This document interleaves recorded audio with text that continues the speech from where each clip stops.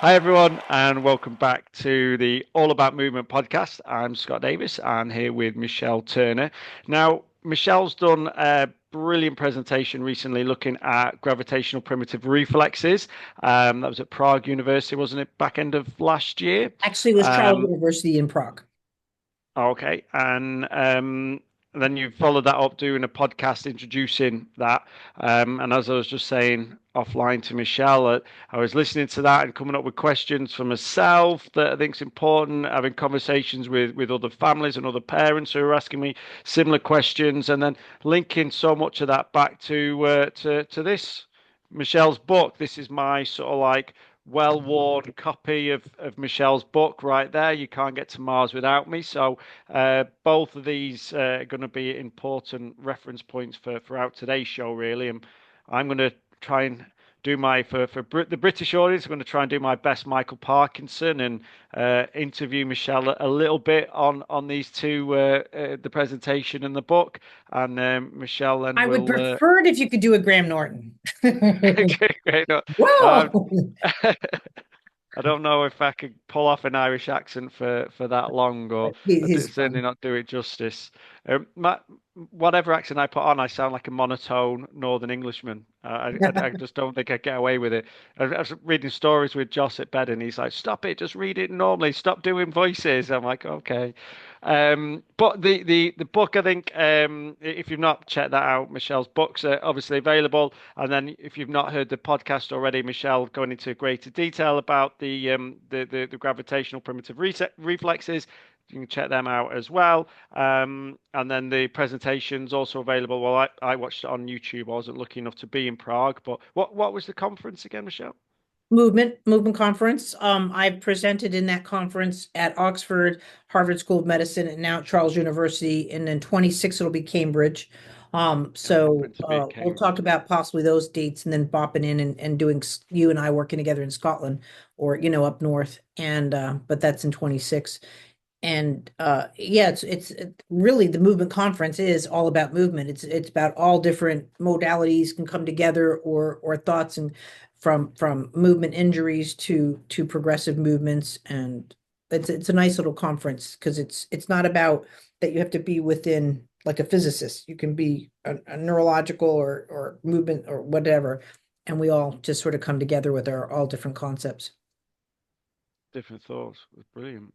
So I think, I mean, following the podcast, I think the most important question to start with, why is Einstein wrong? So this is in relation to G-force not being enough. Well, I wouldn't say Einstein is wrong. He is and he isn't. Einstein's aspects of a G-force is if I say stand on the scale and I'm 150 pounds and I'm at one G-force, I'm 150 pounds. So for some reason they equated that if you have one G-force and that you've got gravity because their parameters for reference to this is scale based, right? The force of because they everybody thinks that gravity is a pulling force. And no offense, my hair is not being pulled from my head. I'm not being pulled off the chair. Now, if you have severe special needs or you're impaired in any way, then yeah, gravity is not your friend. But for you and I, we really don't think about the effects of gravity unless it affects us. We're not we're capable of falling, but we're not organized to fall. So, but if you're looking at the organization of movement, we organize off of Earth's rotation and Earth's gravity. So the two actually come into play together. I don't care if it's a plant or it's yourself. If you look at the biological factors of nature, which include us, we need the rotation in opposition to gravity. That is how we organize. So, but if I'm at 1G4, so his hypothesis was that if you're in a box and there's no windows and you are being hurled into outer space at 1G4, you wouldn't know you have left Earth. I disagree because I believe you can't then still throw a ball. You can't get up the like you should. You'll actually be pushing off the ground versus rotating up off the ground. And all those aspects that we still need within gravity are in effect. That's why the book's called You Can't Get to Mars Without Me, because I really mean it sincerely, not egotistically, that if they continue, they meaning at NASA and SpaceX and all of that, anything that's involved in the space program. Because I've sent the book to India, to China, I mean, Russia, I've sent it out. And because I just wanted people to know. But if they continue to do what they're doing, they just won't get to Mars without me because they think it's neuromuscular as what's going to get you, really not the smartest person in the can that's going to go to on the trip. They're going to be looking at, a space jock in a sense versus an expert in astrophysicist, let's say. Great. And I mean, I love the fact that we've started this episode with why is Einstein wrong and why NASA needs help. I think brilliant introduction to the episode. I think on that for me, I think it's important to, and I know this is something that I learned about in the book, but in terms of what is gravity and what causes gravity and the biological rotation and why is that so important? So gravity is this. I get it. If I were to fall, the phone and I are going at the same rate. So we can agree on those parameters of gravity. What I'm talking about is how we organize. I'm not laying in bed like I can't get up. Now, I would if I was under anesthesia. Why are those properties correct? Because, first of all, you lose rotation. So, the second an astronaut leaves Earth's atmosphere, it loses all ability for rotation. So, all the developmental windows go out the door. I can't stand up anymore. I can't sit down. I can't crawl, and I can't. And people go, "Well, who cares? You're not going to crawl. You're a grown adult." We need to have those movements in the human body to progress. If we don't progress, then we're regressing. So, again, the old person on the floor, I can't get up. Yeah, because your crawling sensations are going. And you need to not every day go crawl, but you need to have them in your system. The biggest drug that they give in outer space is sleeping pills because you can't lie down. You can't go to sleep. The system doesn't know that, oh, the day is over. Let me lie down. There's no lying down in outer space. And so when I presented to the Mars Society, and that I have not published up, and I need to, so bug me on that. It's one of those things on my plate. But I introduce literally they get a space-based autism because of the lack of peripheral vision, the lack of rotational responses. So they try and say that the astronauts don't play well with each other. Because it's a small environment, the noises and so forth. But honestly, I don't even have peripheral vision, very much like autism. I have to float and find myself because just without gravity, I can't even do this. Right. And that's what needs to be looked at is gravity now is not there. What movements do we need to create in outer space so the brain knows it's still functioning? And And the I body. think that's it with gravity really as well to get that understanding of where gravity comes from. It's the core rotating, and then you've got different layers of the Earth that rotates and they rotate in opposite directions, and that's what drives that force that we know is gravity, right? Right. And not only that, so the math I'm missing, if anybody has it, I cannot find where there's the binding force of rotation within rotation. They look at it as core density, and that's what keeps the earth together and so forth. But even when you and I are dancing and we both have good movement, optimal movement, we're going to bind to each other. The easiest way you can tell your baby's okay is literally have them in your arms, not heavy, and just do this. And if the baby clings to you, they're going to be probably okay. But if they come away from you, you've got a problem, right? And Spinning around and a baby clings to you, yeah, we're good, and if they're moving away from you, we've got issues. right. Like with your son, you don't have to keep him in your arms. You know what I mean? Now he might be like, Dad, we bond. Yeah. But with your daughter, you know what I mean? It's always that slipping and that and what does she always look for is cuddles. But what she really is looking for is like, I need to hold on to you, right? Where you don't have that same even aspect of touch with your son. Because again, his nervous system has these qualities within him, whereas we're trying to create these qualities in her. And that's why she gets more substance from movement lesson than you would need to work on with your son. And I think that again comes back to that element of rotation, isn't it? And something that I know that again the book's got 21 gravitational Theory, rules, theory. Yeah. theories, sorry, within it, and a lot of this goes into probably like more detail for those that want greater depth in it. But something for me in terms of rotation, and we're going to keep coming back to rotation and why we see rotation as being so important for movement. And it's a quote that I know that I talk to with families all the time. It's what we put online regularly. With force, you get force. With rotation, you get movement. And we're getting into Newton's third law of motion there, aren't we? Every action has an equal and opposite reaction. And So, that's motion, like that not for me movement. is rotation. Pardon? It's motion, not movement. So Motion, sorry. Yeah. Newton really wanted to take, and he's brilliant. I mean, you can't withstand because Newton was the first person to realize that not all apples fall from the tree. This one apple fell. So he wanted to talk about the force of the motion or the pulling of the apple off the tree. But the qualities that the apple is now losing is rotation buoyancy. So you need rotation buoyancy and gravity to withstand that kind of movement. So not all the apples fall from the tree. It's that he really was describing death. It was the apple that it's dying that now gravity becomes the dominant. So one of the things people feel is free fall in outer space. What I believe is, well, you don't have gravity, you don't have rotation, so buoyancy is your all-time high. So you do have that float principle, right? It's different than going in that 747 that's dropping. You still have gravitational forces within effect on the human body versus in outer space where it's just the buoyancy because there's no rotational movements at all in outer space. You would have to lock some part of your body or hold on to it to get that. But if I did this, you know what I mean? Like I would go with it. There would be no force of rotation. It's not torque. Torque is when you take a wrench. I'm talking about, again, the pointing and those kind of aspects of movement. And you can't get the same from like a centrifugal force, no? The problem with that, again, it's not artificial gravity. It is a motion.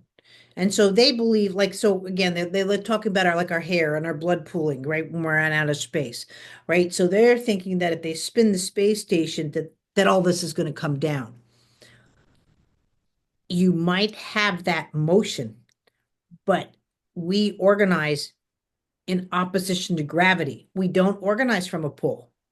Gravity really is not pulling us. Again, if I was drunk or I just had a stroke, that doesn't mean then you're worried about how to get down the hallway because gravity is becoming more dominant. But why? Because your rotational qualities have been impaired. And so that's where gravity's like, come on. But you and like I could go like this. I'm not worried about my hair being pulled out or coming off the chair. And that's where they can't understand that gravity, in a sense, is such a weak force, but yet it's so powerful. But for me to say this phone's not going to move, well, of course not, because this is an inanimate object. So the rules of gravity are just different for this versus this. And it's recognizing that. Now, not everybody's going to have to wake up and say, oh, my child was just born. Where am I with gravity? But again, if you're throwing a football and you want to throw it like Patrick Mahomes, again, if you look at any football player, let's say, and I'm talking American football, sorry, you better have rotation. I mean, balls are rotational. I mean, when you really look at it, you'll start seeing it everywhere. The sun, the earth. Now, the moon, there's no rotation, there's no life. If we put astronauts on the moon without, again, these concepts that we're going to kill astronauts. The lack of rotation will get us at a cellular level. Atoms rotate. Everything in the human body is rotational, except for, let's say, cancer, and that's why cancer kills us.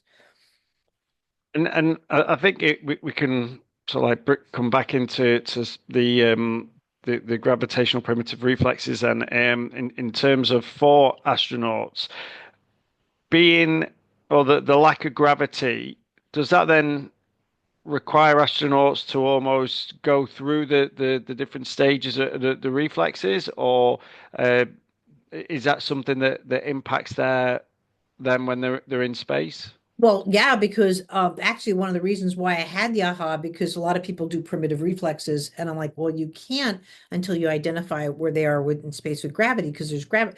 Reflex means the response to a stimuli. So the stimuli that you have from the day you're born to the day you die is gravity.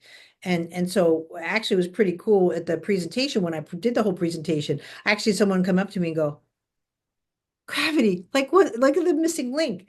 And because we it's so assumable that we don't think about it being different unless we can either visualize or experience outer space. But there's no reflexes in outer space. So that also shows too, if there's no reflexes in outer space, why? They say it's because you're too light, you float, this, that, but a reflex is a response to gravity. And even if you jump, startle, whatever you want to call it, if you don't have gravity within your system, then you're going to have a hyperactive, let's say, Moro or non-responsive. Here we have a very simple thing, right? What's different on this little plastic airplane? It only has one engine, right?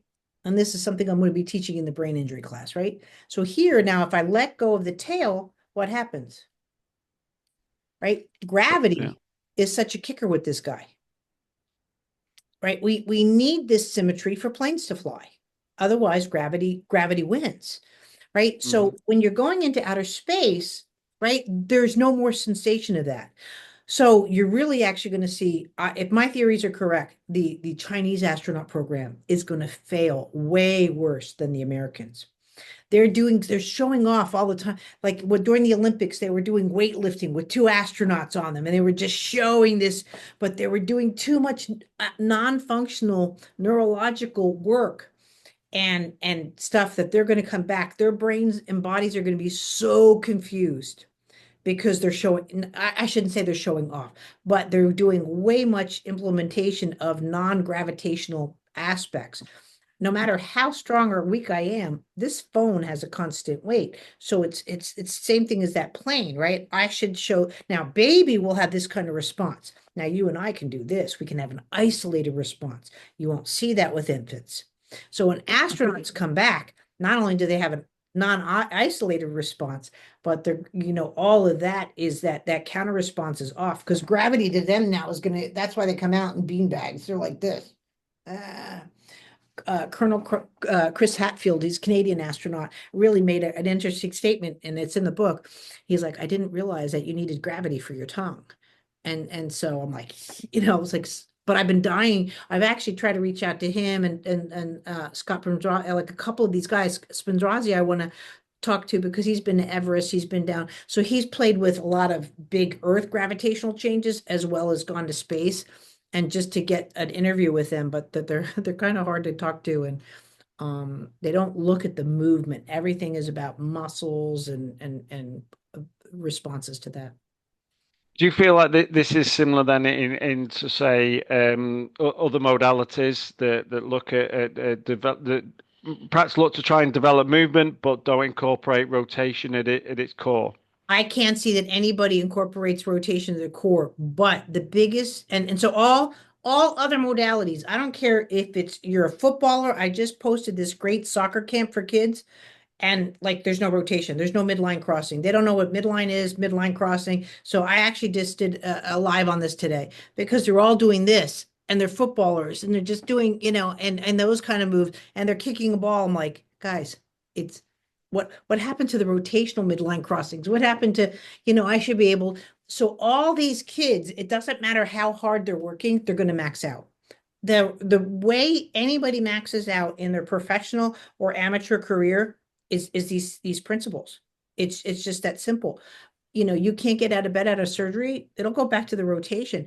You didn't suddenly get weaker after surgery. You didn't lose the muscle. So, and then two, most modalities, and again, I don't care if it's for Tiger Woods or for special kids, they go after either muscles being the core or the brain. That there's been cognitive damage, therefore they can't. And no, if you can change the brain's aspect to just gravitational organization alone, boom. I mean, you're just getting so much further with that same system. But if you're waiting for someone to get strong enough to deal with gravity, keep waiting. Because when I'm falling, it doesn't matter how strong I am, I'm going down. Gravity is a kicker when that integration with lack of rotation. Now, a footballer, they rotate through the air, they get killed, but they get up again. Where you and I would be like, because we that's how we fall down, and it's much harder on our system. And for me, I think it's important that we just highlight the episode that we've done previously on deviation and compensation, because I think that ties in with a lot of what you're saying there. And by not addressing those rotational movements and getting the movement right, the body's just going to deviate in the movement, and they're going to look to compensate, and then you're putting a strain and an injury elsewhere. Go into this. You have an NG tube, a shunt, brain injury. You know what I mean? Their whole nervous system is now organizing this way to gravity, right? You want them to go here, but gravity is just like, and so they get off kiltered, and you have a higher chance of scoliosis and all those neural complications. But if we can tease it to say, you're back to having two engines, you're stable again, this is where it's at. They can, and then now they're just, again, they're functioning, they're reaching, and they're doing things, and people are like, how did you do it? I don't make a child suddenly stronger enough to crawl or to walk. I give them the tools that it makes gravity easier, I think, or movement And, easier. and I think that sort of brings us into the gravitational reflexes. So there's eight of them, and number one, I think that's a sort of good segue into it, really, particularly if we go back to astronauts. So it's the fetal neutral reflex, Mhm. being in utero, and I want to know then, is that essentially the same as what astronauts are going through, I or believe, yes. The reason I believe that's so, the Kelly twins, one went out in outer space, one stayed home. They are no longer twins. His DNA ripped in outer space.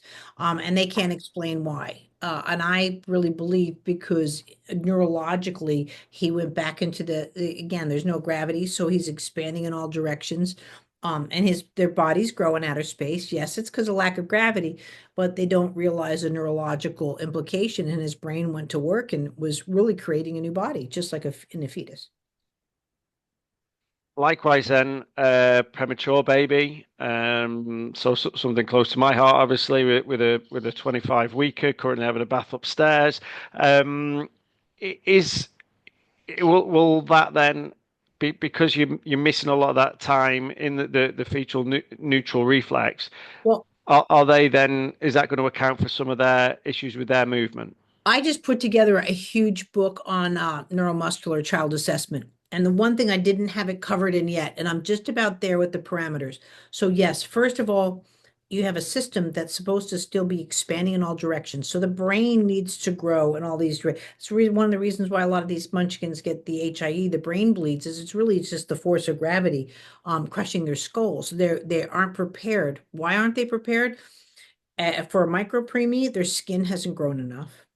The reason we deal with gravity so well, that's what our epidermis is for, our skin. You keep good skin tonus, I'm telling you, you're going to be able to balance better, all of that. Your skin tonus starts to go, and for whatever reason, you've got vestibular issues, right? And that's something someone who's now over 60, I really work on as much as I can with my skin tonus, because I want those aspects of being more like a child.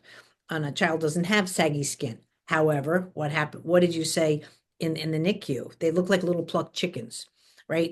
Their skin ratio, their body mass isn't accomplished. They don't have the fluid dynamics. So again, and also too, if they're on life support, now they have the weight of the IVs, the shunts, the cannulations, intubations, all of those kind. Now we're meant to keep the babies alive, but nobody is showing the nervous system. Then after that's all said and done, now what's the relationship to gravity?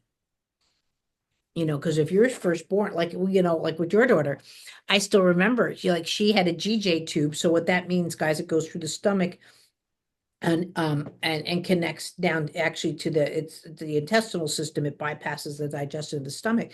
But they had it, she actually had it through a nasal gastric, but they had it too tight. And so Lily, she's like her whole, so we had to change the length parameters of it so she can actually be here and here, and that she can start moving around and do all that. But the parents got, you already addressed it with the medical professionals and they're like, nah, don't worry about it. I mean, like she's fine. And again, no babies are born tethered, but that's what an IEVU is, and that's what, NG and all that. They're tethered. What I think really was striking for me was the fact that you were the first person to actually say, well, you think about you hold that NG tube in your hand and it feels like nothing, but you're an adult who's spent 20 odd 30 years of your life organizing through gravity. That isn't going to feel much, but when you're a baby and you're finding you miss your whole relationship with gravity in the first place, and but you come out early, and that weight of something going in is going to have a big impact. The Yeah, pull on the yeah. face is going to have a big impact, pulling that way. The reason that the head favors going one way was because the ventilator was always on the same side, the tubes for the vent and the CPAP and BiPAP later on, and then the oxygen were all pulling the face, the NG pulling the face And this laying on way. the chest. You know, But it's and people go, yes, but there's been neurological trauma. Yes, there's been, and they use all that as an excuse. Well, there's not neurotrauma to an astronaut coming back, but they come back looking like the same thing. When they're coming mm. back, they're just like, they can barely hold their heads up. Gravity to them is like a 10-ton truck. So to say, hey, you were just in gravity 6 months ago, or like you said, a year ago, the people that are stuck, they do not have a program substantially set up for these people to come back. And guys, we all look at astronauts as heroes, which they are. We don't realize the pain they might be in for the rest of their lives, the nerve damage, their fingernails fall out usually, DNA rips, all of these kind of things that really, from the research that I'm seeing, NASA's going like, you're still a lab rat. We don't know. And I'm trying to bring in these concepts so people start to look at what can we do to change an astronaut's life in space as well as coming back to prepare them for this. Like I believe I can devise a system that fools the brain due to movement, just like we do here with movement lesson in a sense, what gravity is in outer space and what gravity isn't. Because I can't even reach for a cup. That was another thing Mark Kelly said. He broke more cups because he would let go, but in outer space you could just let go, and instead of putting it down on the table, so he'd let it go, and his cup of coffee would smash. Again, the neuro reference, the typical, not only the spatial reference that we have between you and I, but the spatial with a T reference of just where I am in space, which again is an autistic problem, let's say, and a CP problem of not knowing where I am, even though I'm here, I'm sitting on a chair. But I mean, I think everyone just sort of takes that whole, or would take that whole being in utero just for granted. But it's, like particularly for premature babies, and I don't know if it's just because I'm more aware of it now, but it seemed to be hearing about it, meeting more and more people all the time, and suddenly it's like, oh well, they're a 32 weeker, they're a 25 weeker, they're a 30 weeker, they're a 36 week. Like it's actually missing some of that time actually seems like it is going to explain some of those problems then. But also then astronauts coming back, they've also lacked that, or that's been gone for their body, so it's got to be reintegrated.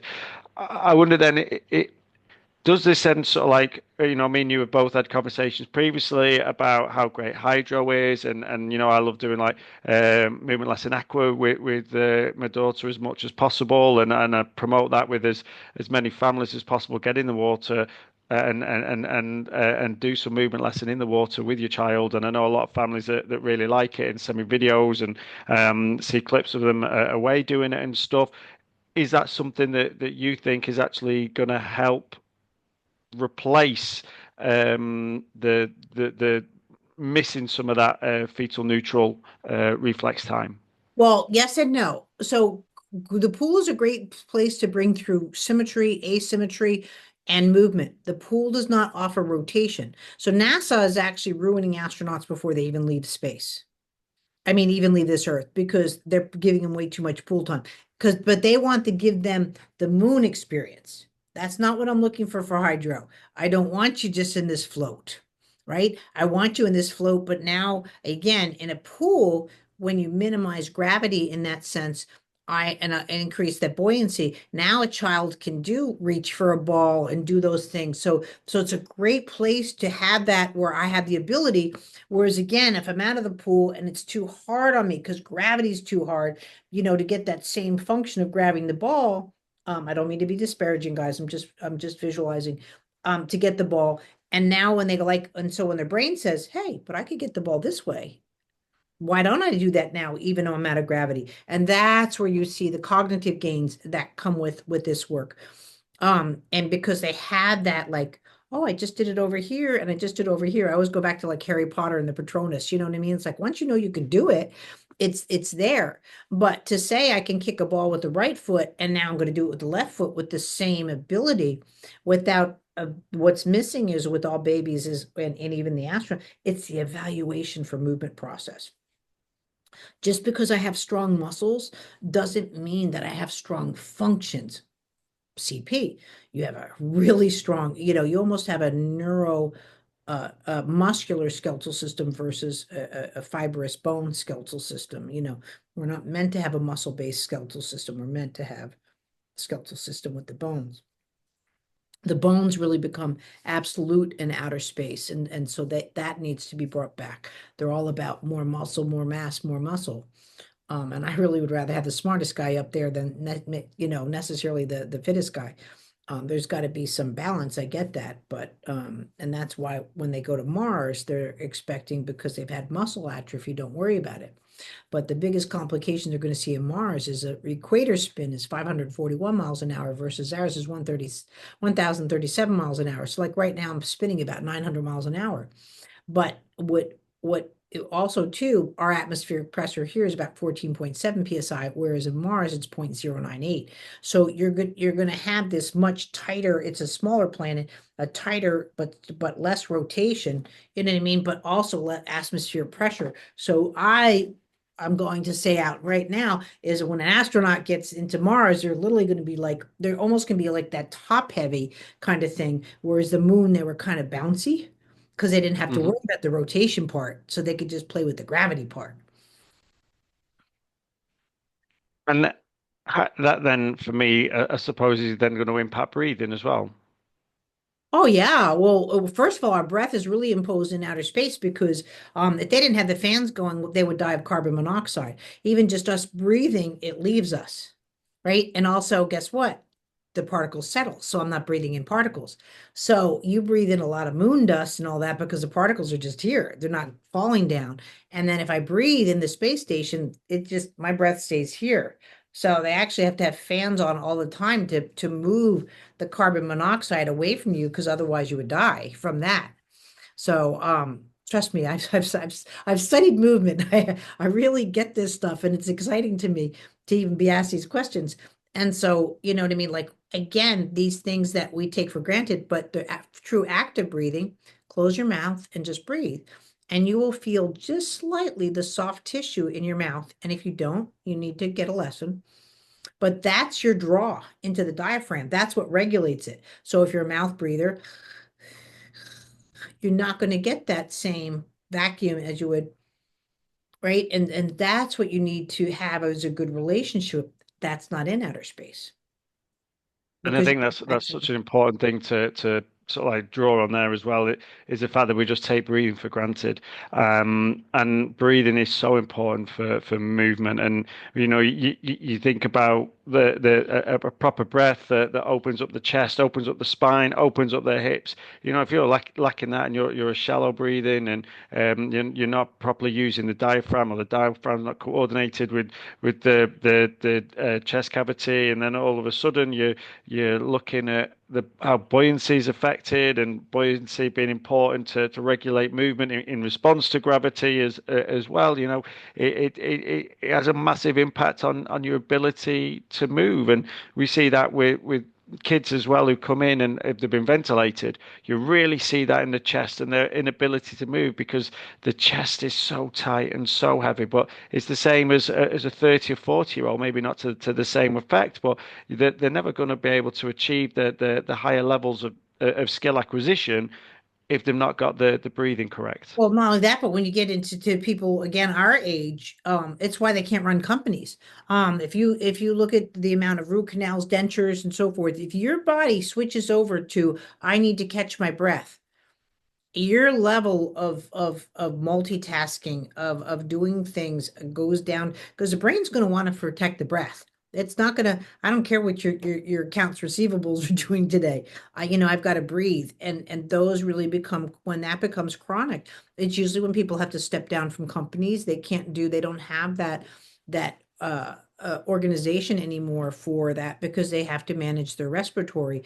But also with the kids, that's why tummy time is such a impactful milestone, because it allows the chest cavity to breathe from all direction. That spinal breath is huge. Even if I ask most people to take a deep breath, they're only visualizing from here, but they're not thinking of like, what does my shoulders do? What does my spine do? Like a deep breath should be voluminous, not, directional. And so again, again, going in outer space, just having that gravity come back to them, they're like, because they don't, that chest expansion, but they're all going back to, even people are told diaphragm is a muscle. There's a vacuum base. There's a muscle involved, but on vacuum, not on, I can hold my breath, but I can't do that when I'm sleeping. What do we do when we're habitual, meaning, when the lights are out, but are all things that And I like that as well, like the link that back in with like psychology, the cognitive load theory. And we think about there's only so much that the brain can handle time. And I think that's a great example of it. Like we shouldn't need to be concentrating on breathing. That's something that should come naturally. We should work on it if there's an issue, get that breathing right, because then you can concentrate on other factors, let the brain think of and focus on maybe more complex things going on around you and what's going on in your environment. right, or someone that's a little bit needs therapy. When you upset them, 1 minute, I need to catch my breath. Okay. And they have to go into that introspective on breathing, and they could be learning this from yoga class. I mean, sorry, I don't mean to pick on any modality. I'm not trying to be, because someone's going to say I don't do that in my yoga. I'm just saying in general. If you look at someone that's being paid to play, you're not having talks saying, what do you mean you got to catch your breath? You know what I mean? Like, I don't care if five guys are beating you up. You better be able to catch that ball. I don't care what your breathing's doing. And they learn a different psychosis around breath. Then a lot of people have to be like, wait a minute, wait. Oh, of course you can breathe. You're not stopping breathing. But if you are, or you think you are, that's a very big threat to the human body. And We're especially in the for middle most of the Rugby Six Nations at the minute as well, and you get a lot of focus there about the fly halves and the goal kickers, and the breathing is such an important part of their routine. They know that they need to get that breath right before they can then they calm themselves down. They can then focus on what they're actually doing. They can go through the visualization, and breathing is really part of that process that they go in to then be able to execute that kick successfully. Yes, but if you're still at a place where you have to feel you organizing your breath before you do that kick, you're not on the lead string. You will always be one man down. You have to be able to take that and, like a reflex, integrate it, and then take it to the next level. But if you're thinking about that breath, if I go to reach for this cup and I'm thinking like like that's a position I can't be in, my brain is smart. It's going to say, Michelle, stop doing that. I don't ever want to be a part in my aging process where my brain says, stop doing that. You know what I mean? Like it's just, and that's why I'm really excited about, that I'm very important to myself, that I'm learning a new sport like golf and all of that, because again, the rotation, the gravity, because even with golf, like if I take these glasses and do this, I only get a certain controlled acceleration. But if I take, sorry, this isn't my club, but if I take that, right, I get much more acceleration just out of gravity, right? And that's the whole like key to golf is to be able to hold and position yourself that you're allowing that gravity to swing through that pendulum. And that's where you're going to get your key power from. But if you do this, your chances of missing the ball, not getting enough power, to going flat, topping it off, all those kind of things. they come into play. But usually golf fails you when you're actually trying to do breathing and muscles, like, kind of thing versus, you see these little old people out there and they're like, boop, and they can clock a drive long. Like, how are you getting an extra 50 yards? But it's not a muscle base. It's a It's real it's gravity based rotation. it's movement over strength, isn't Right. it? Yep. It really is movement over strength, and I think that again, I come back to Lionel Messi time and time again. The footballer, the Argentine footballer, and probably certainly up there with the greatest of all time. If he's there's an argument, but everything is just effortless with him, and he never not tries to knock the casing off the ball. Everything's just guided, and he puts it into places that nobody's going to get to. But it's all about movement rather than strength. I Um, go back to Tiger Woods. It still kills me to see like this is just a travesty of sports medicine that he was a skinny, wiry thing that could just get a ball wherever he needed it to go. And to see the chronic pain that he's in and the effort that he puts in by just being too bulked up in the wrong, because it's like again, if you can't hit a ball far, you need more muscles. And it just it's he's not the person he needs to be or wants to be because of just pure muscle strength.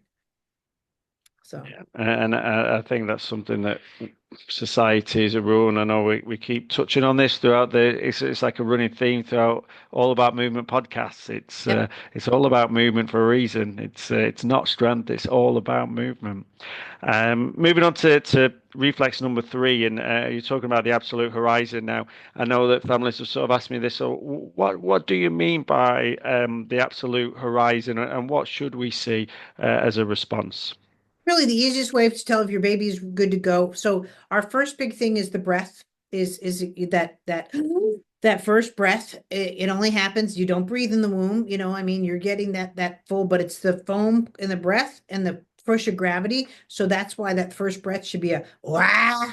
I say it all the time that if a baby really does not have a good first breath, I'm telling you, you're going to have some kind of intervention with vertical milestones because if they can't cognitively organize gravity with breath and oppose it in breath, which is the easiest way to oppose gravity, you're not going to do it in walking. And again, that dichotomy goes with us throughout our lives. Going into the absolute horizon, we don't need the floor, right? Just like an astronaut, we don't need the floor, but you should have a brand new baby and be able to hold it and put it down in the crib and bring it up again. And again, they just know where they are in space, sort of like your airplane coming in for a landing and the rudders are there working or that kind of thing, or a spider coming down. All of these aspects, that's an absolute horizon. But if immediately you're like, oh, my baby's so fussy, I can't put them down, you start saying these little words, they're not getting a good relationship with gravity of just where they are in space. And this is where the devices quickly come out, the swaddling and all that. I really love how people say it gives them a womb-like behavior. And I'm like, first of all, there's no friction in the room and you're wrapping them. And second of all, they're out of the womb. So stop having those conversations. And going from there, I get it that a baby shouldn't startle, but that should be a warning because that if you have an overactive of any of the initial primitive reflexes like Moro, that startle is over responsive. I can tell you right now, you don't have a good absolute horizon. The absolute horizon is the baseline for these sub primitive reflexes. And that's where that comes into play. That ability to actually integrate with gravity and not feel like they're falling through gravity all the time. And um, I think that's the Picked important up thing to. and put down versus where you going with me? You're dropping me. Well, no, I'm not. I'm just And I think that I mean that brings us then into the next one, like coming off the floor and coming into the floor, and something that I think that you said on the podcast the other week on this was it's about hearing that the common thing that the terms that parents start to use, like, oh, they just need to work a little bit harder. Oh, no child should have to work a little bit harder. That's not how it works. That's an indication that something isn't right. Get right. some help. Or they hate tummy time. I love that one. I'm like, your baby's a day old. There's no hate. We hate broccoli versus chocolate maybe, but we don't hate. If you can't move, they feel like they're drowning in a sense. They can't get Trapped. in They're out of it. trapped. That's it. I don't go You, anywhere if I can't get out of a situation. And so babies are a lot smarter. If they can't manage the breath and absolute horizon and tummy time, they're going to say, I don't want to do it. I'm failing.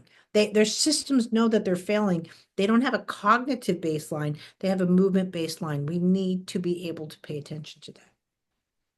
I wish I had a pound for every time a family had said to me, "God, I can't believe how long they've lasted on the stomach." They're normally like screaming for like a physio puts them on the tummy and they're just screaming for 30, 40 minutes. So someone was saying to me not that long ago, like, I know tummy time is really important, but we just don't feel we're able to do it with our child. And I'm like, well, yeah, because they're feeling trapped. They can't move and they're suddenly stuck on the stomach. Like actually when we've put them on the stomach, we've allowed them to roll onto the stomach and onto the tummy. And if they've rolled into that position, then they're going to feel better in that position because they've rolled into it. They feel like, oh, I can also roll out of it. And we're giving them and we're working with them in a way to allow them to feel and make those connections within the body that they can get out of it.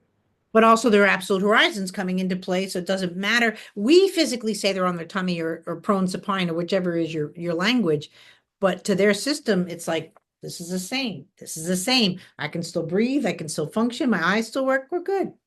And that's what that they need, that sensation. And once they have that neutral, then they can start working on their horizontal locomotion, which is going into rolling over and grabbing the feet and And I think what's so important for me within that stage really, and that coming off the floor is the role that grabbing the feet play. And I know you've just highlighted or touched on a little bit there the importance that required for sort of like the pre-vertical skills, but that grabbing the feet is for me such a, and I know you've said it previously, such an underrated milestone, and it's something that really should be celebrated a lot more because that's where we get the push-pull actions from. That's what allows us to provide that push-pull action later on in life. That it comes from the pre-vertical movements that we're working on from coming off the floor.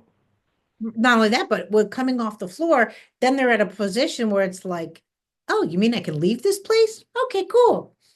10 fingers, 10 toes, and for them, it's just a very playful, bouncy in and out, and they're crossing the midline. That's a big one that's happening because they're going from left hand to right foot and vice versa. And they do all of this. This is a pre-crawl. If I put a glass plane on top of a baby, watch a baby, it would look like they're literally starting to crawl and get up. But to them, it doesn't matter which position they're at because they have the absolute horizon. All that's integrating, and so they're starting to play with that sensation, which is really important. But that being said, I think we've covered a true lot of what goes on on not only, and again, I can say it, our own development. You and I are developing with all these forces, and we should be playing with it. The people that aren't playing with it, you know what I mean? The computer's winning. You're seeing much more men with the kyphosis and all of those kind of things. And we'll have to have more podcasts on this. But I In on the really, phone in here as well. Yeah. or Game Yeah. Boys. And you Hmm. literally see 20-year-old boys that are hunched over and like bonsai trees. They literally grew up around a DS versus shooting hoops and not all we don't have to be athletes, guys, as far as professional paid players. But you have to excuse my French. You have to go play with yourself. I mean, it's really important. Like, when that's why we have kids, I think, is because we're playing. I mean, who goes out in the slides? But when you're out with your munchkin, you're doing slides or you're on the swing. You're doing those things that what they say keep you young, right? But it's really they keep you moving. What do you do when you see an open field? Run. Run. Yeah. I mean, it's there, isn't it? And you just now you're looking and go, oh, God, that looks nice, doesn't it? What does my 4 or 5 year olds do? They just run and they throw themselves around and they might try and do a cartwheel and they spin around and they'll roll down a bank and Oh my And gosh, I just went golfing and there was like someone had their 3-year-old out, and she's on the green and she's on then dad's teeing off and she's running. All I could think of was like, well, that little munchkin's going to sleep well when she gets home. But she didn't care that she didn't have a club or a ball. You know what I mean? Like she she was playing with herself in a new environment. So she was a millionaire and she's just doing all that and then dad would, clock it off and then they'd be off in the cart and it was really fun to see that they were both golfing but from a completely different perspective. probably the best he's ever played as well. I would like to Hassan, I guess that. I think then, 5 and 6 obviously relate coming off the floor, learning to come to the floor as well, because it's that ability to, like you said, go right hand to left foot. We're actually coming off the floor, and then we're going to teeter back onto the floor, and that's important and really important And to the next one, back which to is the our, falling our main reflex. theories of just Yeah. getting up this way. We're using gravity to our advantage, right? To make it easier versus, again, if it was this side, right? The child will never be strong enough to get up this way versus this way. This is where gravity is the stimuli when we can use the asymmetry and the symmetry to our benefit. It gives And I find myself saying this so much to families as well, that too often the focus is coming up, right, and we don't work on coming back down. Well, right. that coming back down, everyone's, we're working on sitting to standing. Well, what about standing to sitting? Right. It's just, well, we're working on 4 point. Well, what about, we've gone from sitting to 4 point, but we need to be able to go from 4 point to sitting again, If you and can't get in and out of all fours, you're not crawling. You're not getting in and out of standing, you're not walking. If you're not getting in and out of presenting, you know what I mean? You're not going to take yourself to the next level. That in and out, that transitional skill is a game changer for all aspects of life. That's where your movement goes into your social emotionals, right? And those kind of aspects of life are taking you. I can't thank you enough. We want you to be able to think about this for a moment. There are a lot more gravitational reflexes and how we move in space. And we're just going to break this up into a second episode. But please, whatever you get from this, bring it to the table so we can talk about it before. I am Michelle Turner from Movement Lesson. You can find me all over the world as Movement Lesson or on my website is Movement Lesson Academy. And this is Scott Davies. And you're at Movement Lesson remember, it's UK, all about movement. all about movement. And again, if you need to know how to move or you've got questions about it from high-end sports to astronauts to it doesn't matter. Post up your queue questions, or if you'd like to be a guest speaker, let us know. Thanks.